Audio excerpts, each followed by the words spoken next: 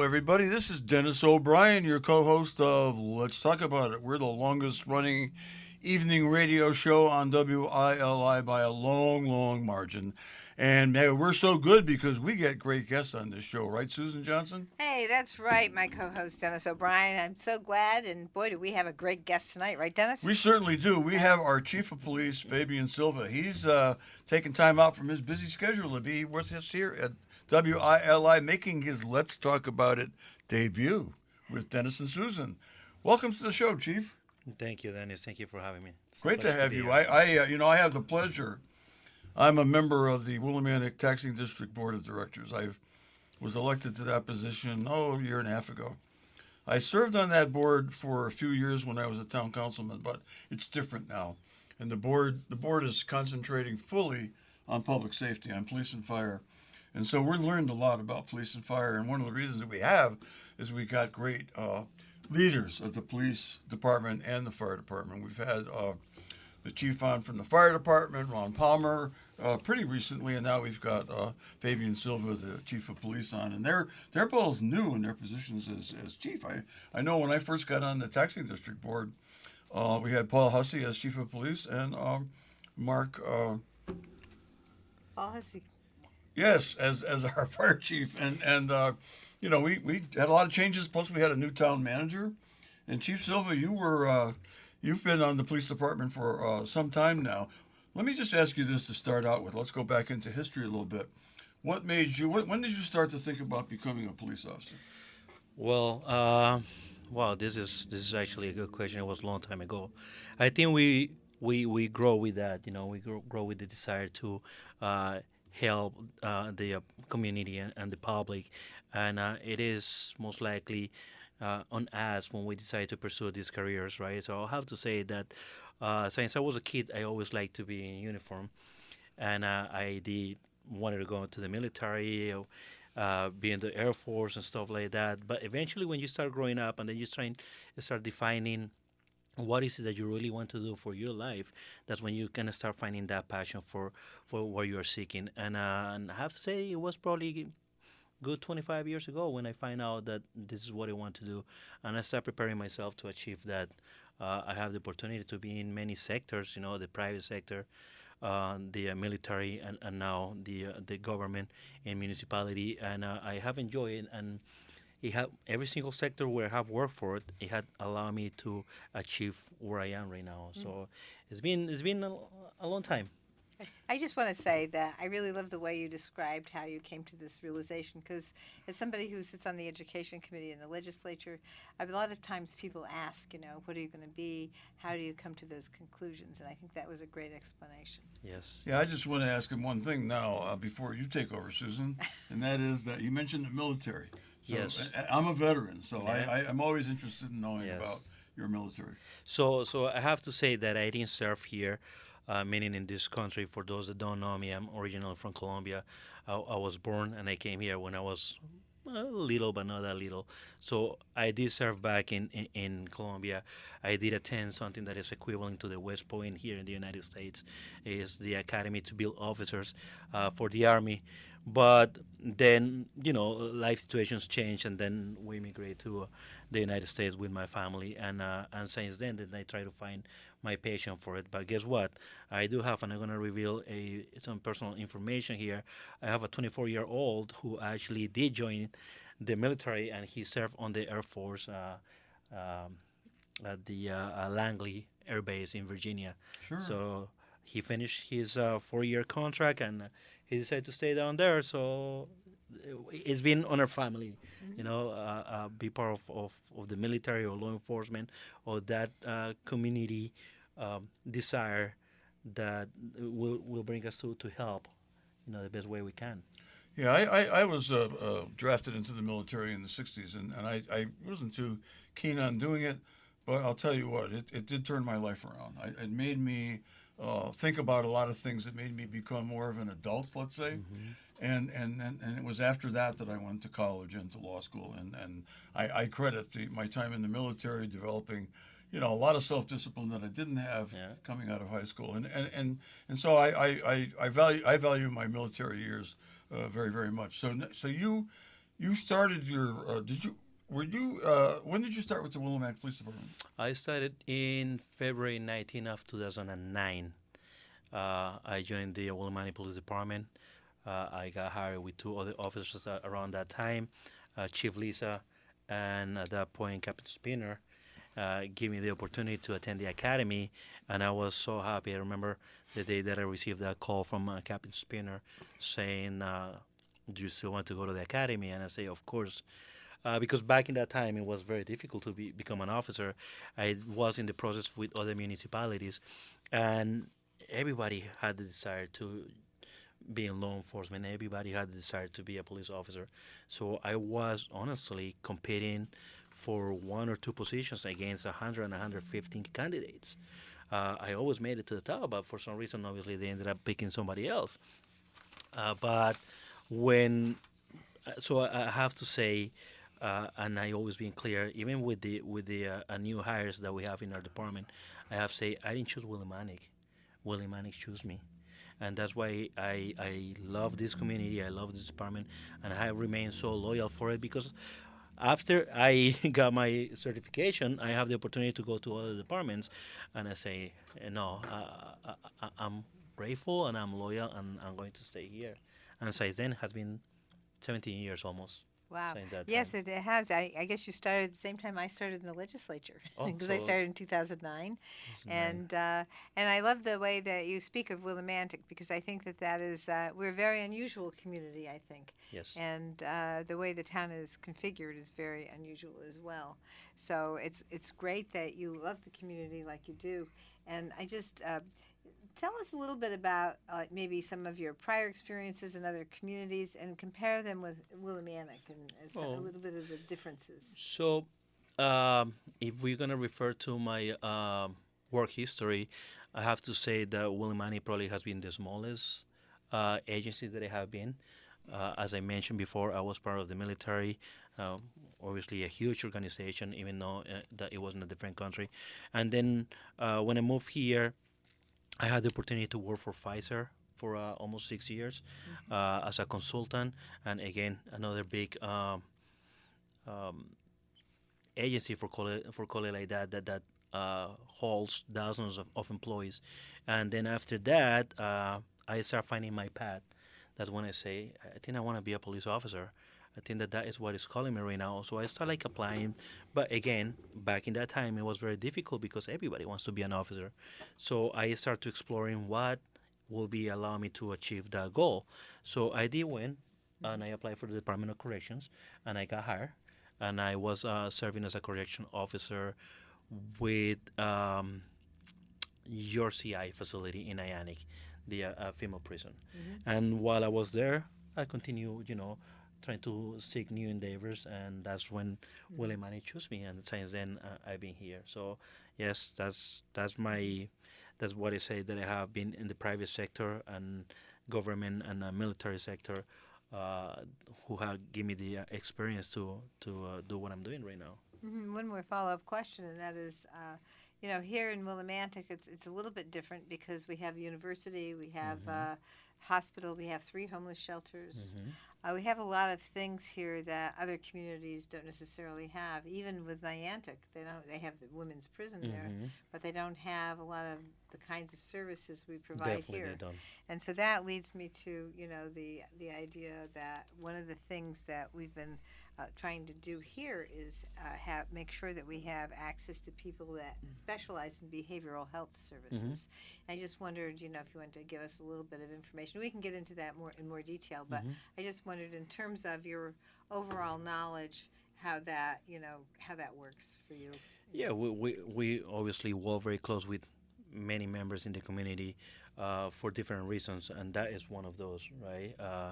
If we refer back in time, we have. I don't want to speak in past because I think that we presently still have what we call a social worker program, right? And Yes. and unfortunately, we lose our social worker because she was seeking different or other endeavors in other municipalities. But we believe in that because it is a great help. Sometimes police officers we don't have those skills required to deal with with people that basically have this, I don't want to call it disabilities, but these problems, right, Yeah. of Sure. behavior, and we need people like her to help us out. She did a great job for us, and right now what we do is we with the help of the fire department, they do have a social worker, and he's helping us a lot to achieve these calls and help out to find the best resolution, because sometimes when people see an officer in uniforms, they already shut down, you know, Yes. because for whatever experience that they might have in the past with them, and we're just there to try to reassure them that we are there to help. Yes, and that's one other thing, and that is I was with the Autism Awareness Day, and I'm on the Select Committee for Special Education at the Capitol, and also on the Education Committee. And one of the things that we've found is that our school systems haven't really been able to address, to the extent that they should, the special needs and autism spectrum disorder population. And because of all the different things that have occurred, sometimes, unfortunately, they're misinterpreted because of their behavioral ways. And so I was really pleased to see the police here participating and actually being a part of that discussion. And I know that my co-host here, Dennis, and I were both there for that. And it was a great event, and it was really something that I think is setting an example for the rest of the state.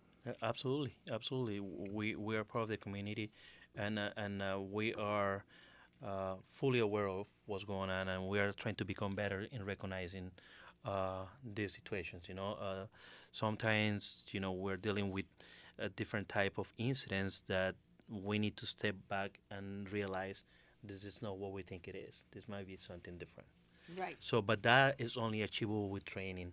Yes. Because if you ask me, if I didn't have that training, I wouldn't probably be able to differentiate what I'm dealing with. Exactly. So, Well, I was looking at your resume, and your educational background is very interesting, and it's very very very very related to police work. I mean, for the kind of work you're doing, and also for leadership. Now you started out with you got a associate's degree from Three Rivers Community College. Yes. And that was in criminal justice and Yes. leadership.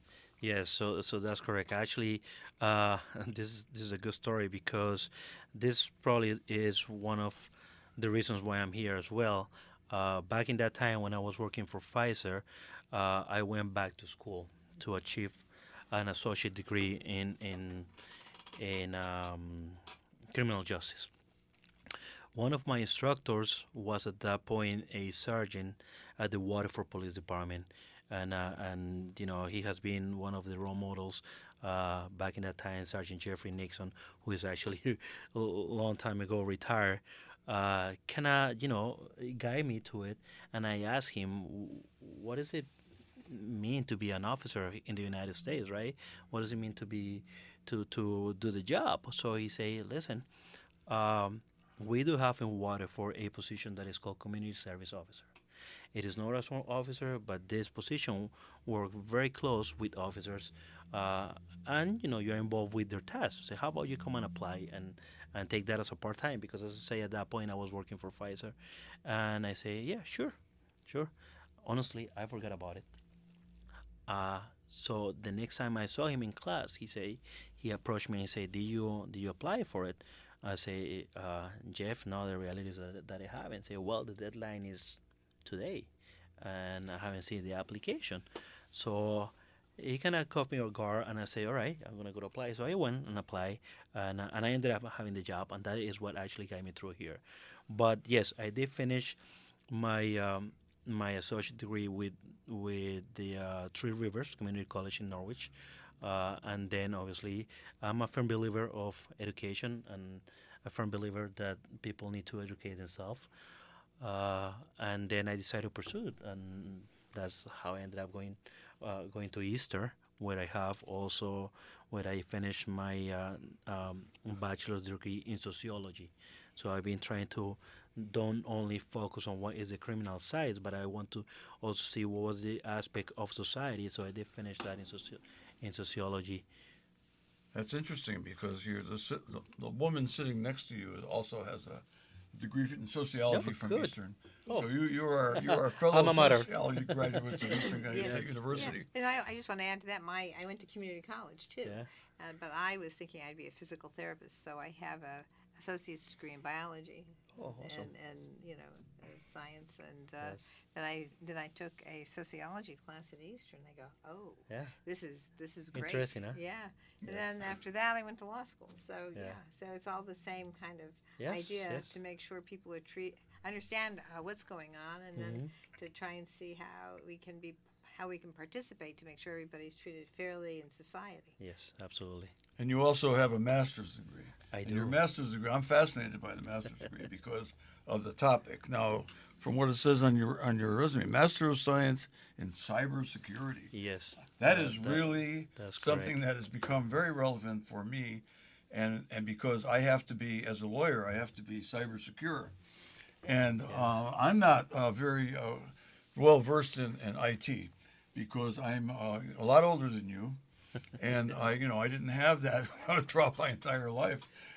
Maybe you didn't have it through your entire life, but you had it for a long time, Yes. and then you became an expert in it by getting a master's degree. Yes. So that's very impressive to me, and I'm sure it is to Susan. So could you talk a little bit about that? Yes, well, one of the reasons why I've been always fascinated by computers and technology and the way of how the world is evolving is so quick that Yes. not too long ago we don't have these devices, and I'm referring to my cell phone, and technology is changing so quick, but with technology challenges are arriving, and one of the things that really intrigued me and kind of led me to take this master's in cybersecurity is how unfortunately people with their intentions are using technology against Oh yes. community, and how they take advantage of probably just uh, making fraud or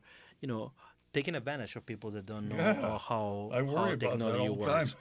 So honestly, one of the reasons that kind of not forced me, but that helped me out to make that decision was me being an officer and sometimes being able to kind of solve or help somebody who was telling me, I've been wiring money to a country, out of the United States, and and there's nothing I can do now because you know people actually don't know how to recognize when you have a fake email or when you have some sort of a scam going on in it.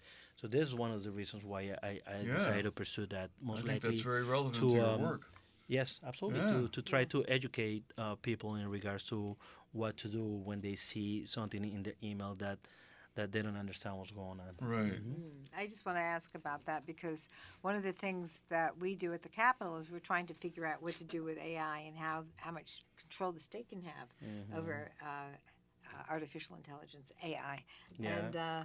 And so one problem that we have, of course, is people getting scammed, like you said. There's people that are calling, especially senior citizens, and trying to get them to get that personal information. And so that is very dangerous. You never give your personal information over the phone when somebody Absolutely. calls you. And then the other aspect of this is if you are scammed, can and should someone go to the Willimantic Police Department if they're here in Willimantic and see if they can get that help from you to try and stop that? I know in the past that we've heard sometimes the police department has gone to the bank or gone somewhere to stop these types of scams from happening. Yes, yes, absolutely. Yes, they can. The short answer to that is yes, they can come and file a formal complaint with our department. Sometimes it's very difficult to try to solve these incidents. We do investigate them, but when something happened out of the United States, for example, it's very hard for us to prosecute Sure. those type of incidents. However, if it happens within the state, we have resources, and we try to do as much as we can to investigate the case. If the monetary value is too high, then we involve other agencies that have more resources, like the FBI. Um, we have a case, I believe, not too long ago that working uh, in a network with the FBI and other agencies, we were able to at least, or they were able to at least freeze all these wire transactions and trying to recoup the money.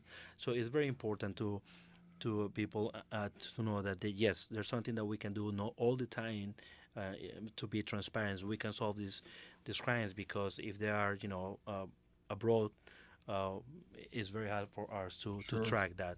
But mostly, I think people, if they have doubts of somebody asking them money, and before they decide to make a decision, if they want to come and consult that with us, we can tell them no, that is a scam.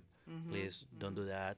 Uh, we're trying to educate them more, most likely. More, we're trying to be proactive and prevent that this type of incidents occur, instead of okay, now we need to be reactive. Now we need to try to investigate, when we could have prevent something like that by just educating them. Yes, yeah, it's really quite a difficult situation. Yeah. This is Susan Johnson. I'm here with our police chief, Fabian Silva, and my co-host, Dennis O'Brien, and we will be right back after these messages. Hey, welcome back, everyone. I'm here with my co-host, Dennis O'Brien, and our very special guest this evening, Police Chief Silva, and we are here talking a little bit about AI, artificial intelligence, and this is, of course, a big deal, because that's where you're getting your spam calls from, your spam on the internet, all these people trying to take your money, and our police chief actually has a background in this area. So we were just talking about some of the things that you could do, and just to refresh where we left off,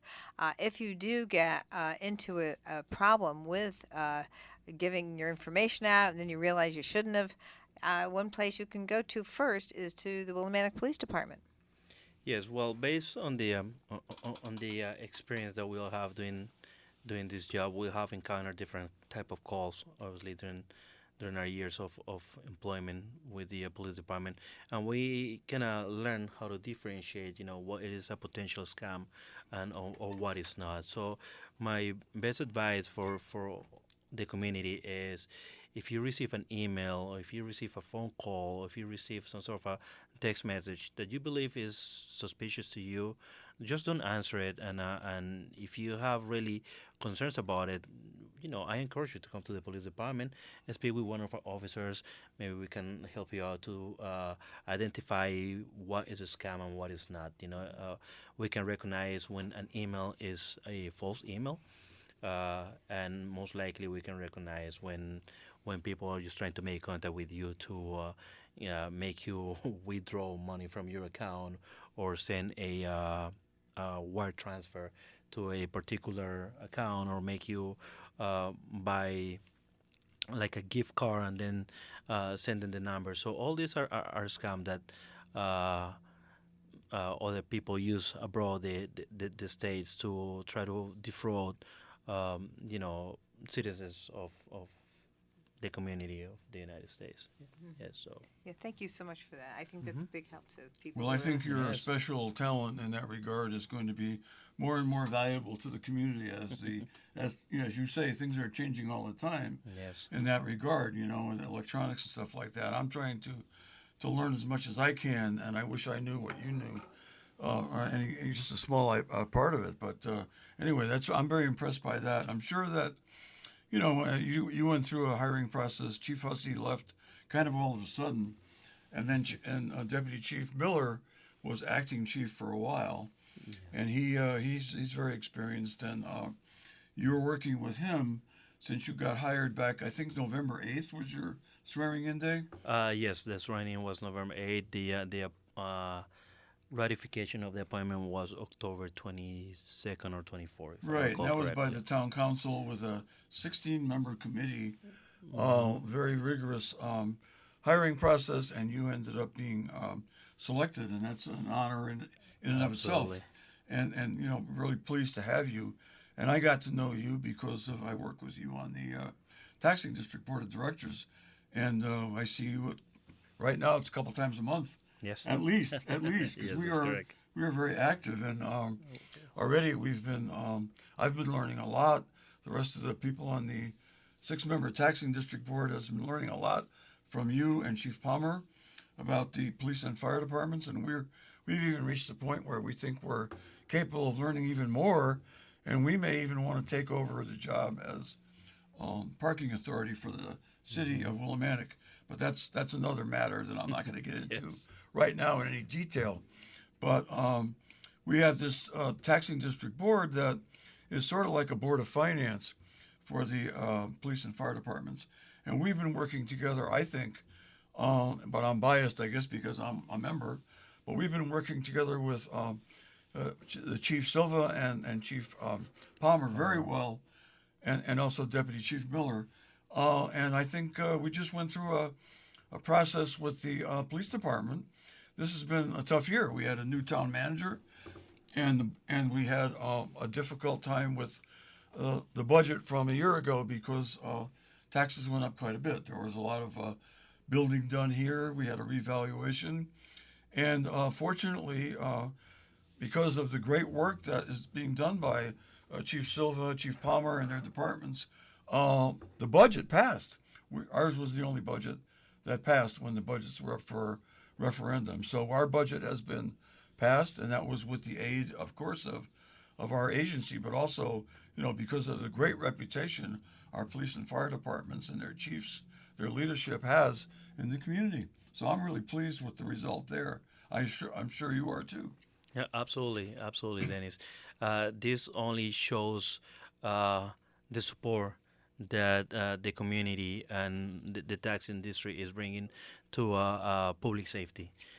It was very important for us to achieve this goal because it's not a secret that we are suffering from manpower, and this ratification of this budget, it was going to allow us to start alleviating those deficits in manpower and attract new candidates, because reality is that other municipalities were moving ahead and we were staying a little bit behind, and it's hard to compete when you don't have the tools to compete against other police departments that are attracting applicants.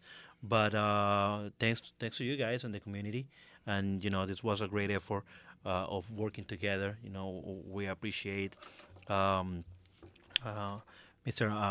Westerfield, that he actually was part during our new contract negotiations, and we were able to achieve something that I think I haven't seen in many years in this community. I think it's amazing. I think that we have a new chief of police since November 8th, a new fire chief since later than that, and a new town manager that came. You came 1st, Yes. and then he came.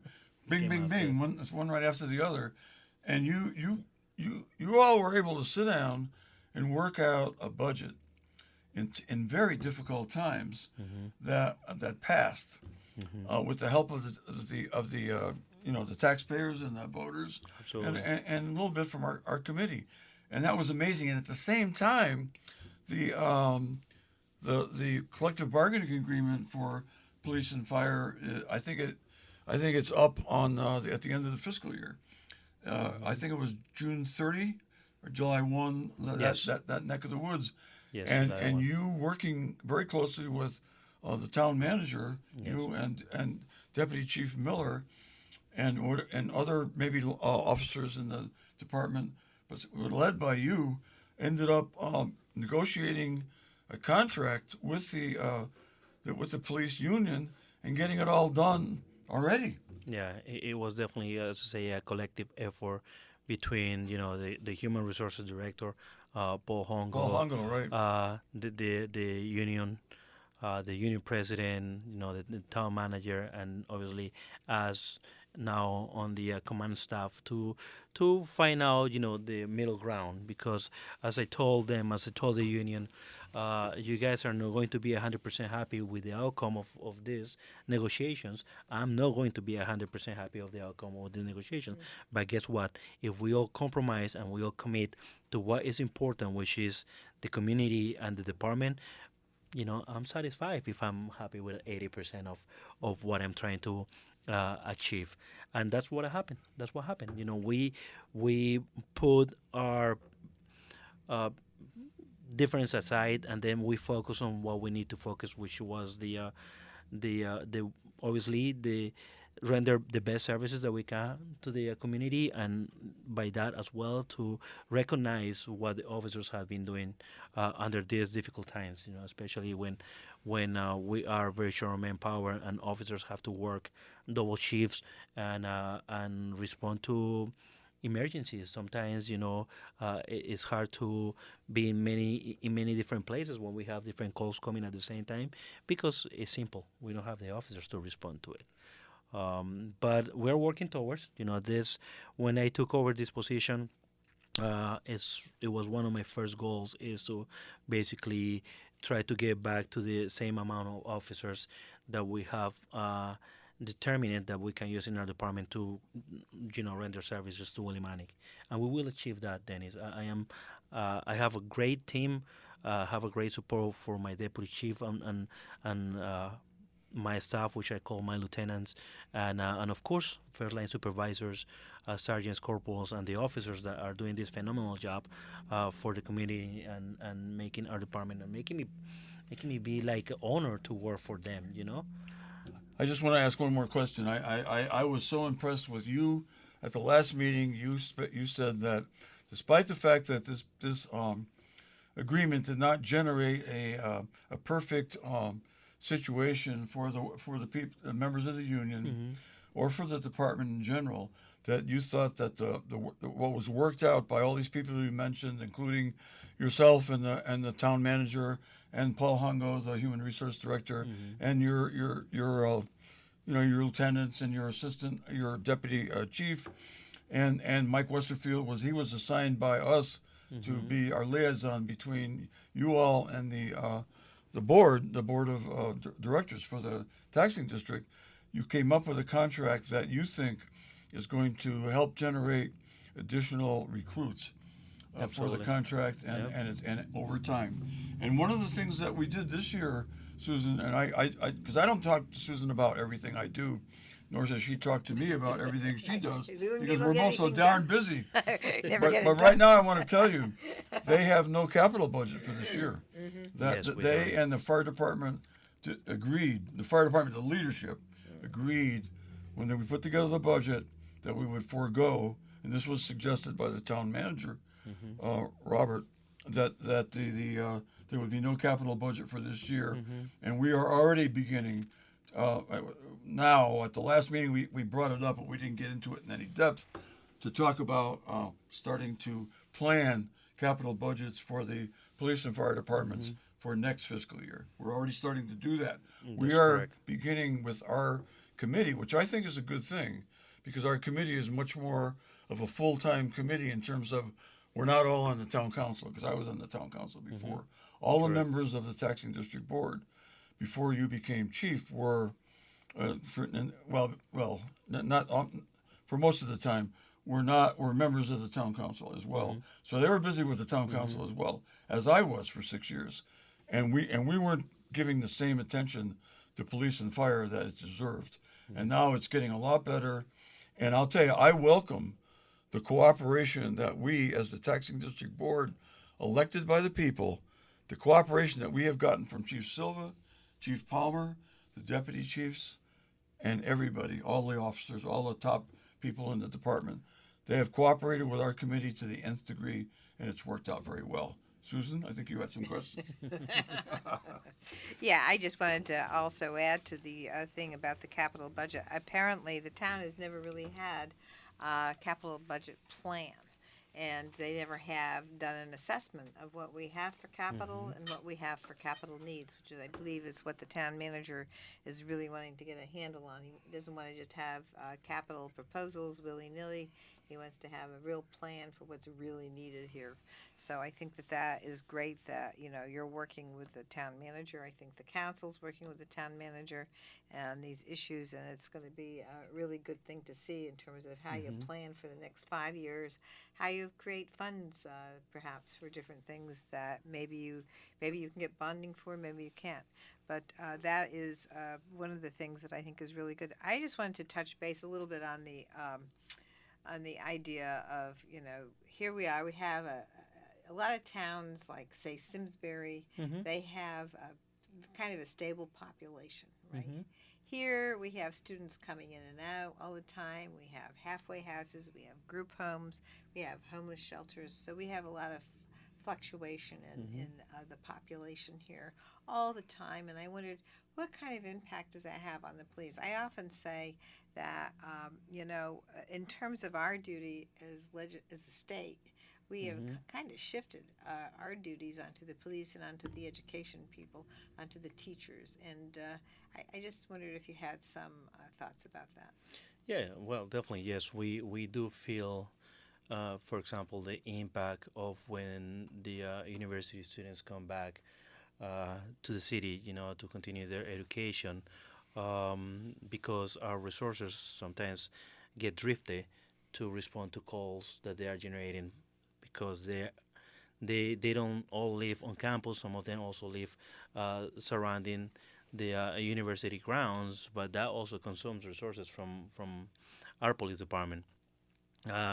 We do work together with other agencies, other law enforcement agencies, and we work together with Eastern as well. So one of the things that I have to say is that the university has been very supportive for dealing with incidents that are out of their campus. So if we get involved in a call that students are involved, we actually report this to the university, and they do have their disciplinary committee, and the students know that they basically, based on their actions, they can even resolve being expelled. So this is definitely something that has helped a lot to alleviate us in responding to college incidents. But we have been doing it for many years. Eastern is part of Willimantic. Is in the middle of our city, so it's basically is Willimantic. But yeah, I guess the idea is network, right? When I was being interviewed, I always say, like, I cannot do this by myself. Right. Susan, I can. Yes, I have the title and I have the authority to make some decisions, but this has to be a collective effort with members of other agencies, with members of the community, to achieve the goal and make our city better. From what it is now. Yeah, I'm really pleased to hear that. When I first became the rep, we weren't as coordinated as we are now with the university system. Yes. And so there's that. But in terms of the homeless population as well, how are we working with the group homes, with a homeless shelter, Yes. and that sort of thing? And Well, people on the riverbank. Yes, we try to assist the best way as possible. Again, as police officers, most likely our primary task is law enforcement, correct? Sure. But that's why we also like to have our social workers, because when we have Emily working for us, she was able to make the connections that sometimes we cannot make. And if we find somebody who is homeless and is seeking assistance or need help with it, we were able to connect her with her, and she was able to branch that out, to whatever agencies were able to offer the resources that we didn't have, or we don't have as a police department, right? Because why? Because our primary function, yes, we work together with the community, but our primary function is just obviously public safety. Yeah. It is a challenge. It's always a challenge, and I recognize that sometimes it's difficult because we want to provide more than what we have, but. I have a vision, and my vision is obviously to incorporate a great network where I can just pick up my phone and say, hey, I need help with this. And then there's somebody else in the other line that says, yes, I got you. And the same way, if somebody needs help, they can call me at any time, and I'll be able to respond to it. Well, we were going to ask you to make a final comment because we're running out of time, but I think that will suffice. I think you just did it. Thank That you. was fantastic. Thank you. And Time we're went so happy to fast. have you on. We want to have you come back as often as possible. Anytime. I think it's very important for the community to get to know you, to get to know your department. The more they know, the better. Okay, we'll be. This is Dennis O'Brien. We're here with Chief Fabian Silva. First time ever on Let's Talk About It, and he gets an A+. And we're going to have him back soon. Susan Absolutely. Johnson is here as well. Thank Matt you. Rupar. We're going to be back next week with another great show. Thank you. Thank you so much. Thank you.